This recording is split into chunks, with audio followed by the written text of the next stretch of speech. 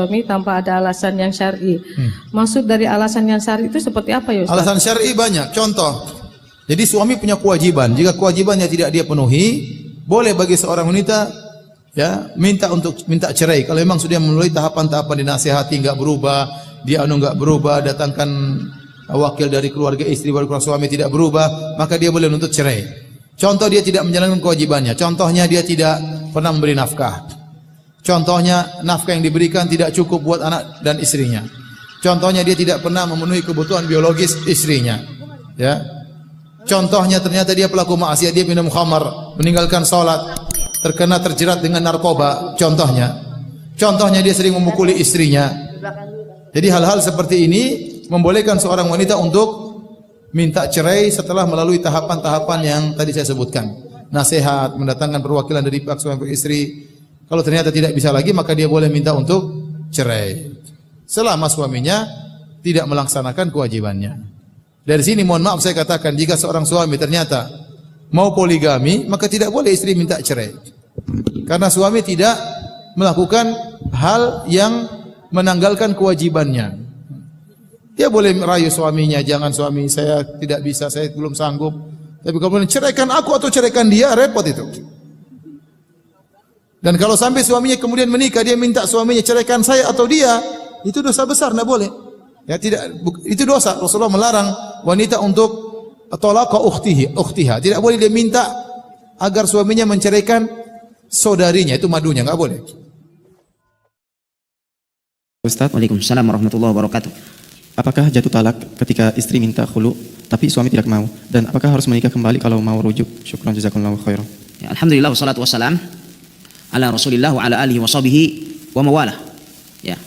Amma ba'd, apabila istri mau melakukan khulu tapi suami tidak mau, ya tidak apa-apa, lakukan saja khulu. Pergi ke pengadilan, kembalikan mahar dan sudah. Walaupun suaminya tidak mau. Ya, karena khulu bukan ada di tangan suami, khulu itu ada di tangan istri. Ya.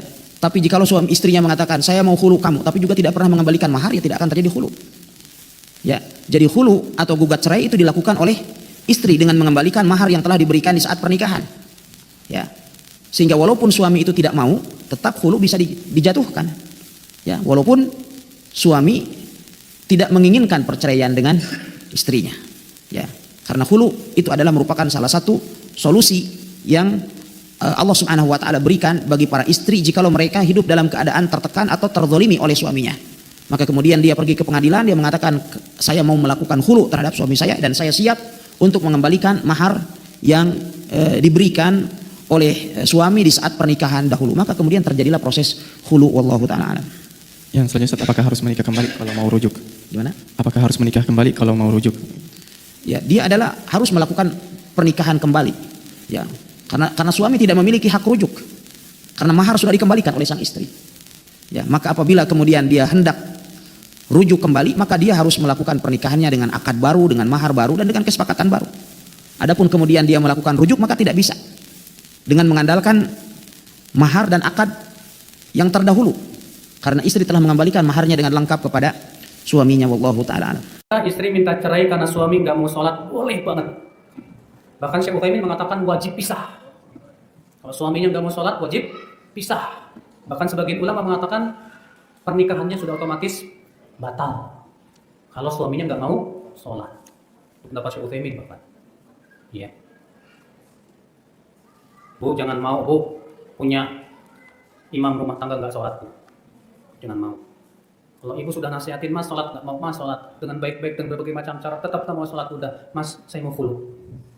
Saya nggak mau jadi istri kamu lagi. Saya nggak mau bersama kamu di neraka. Ya. Bismillah. Insya Allah diganti dengan yang lebih baik.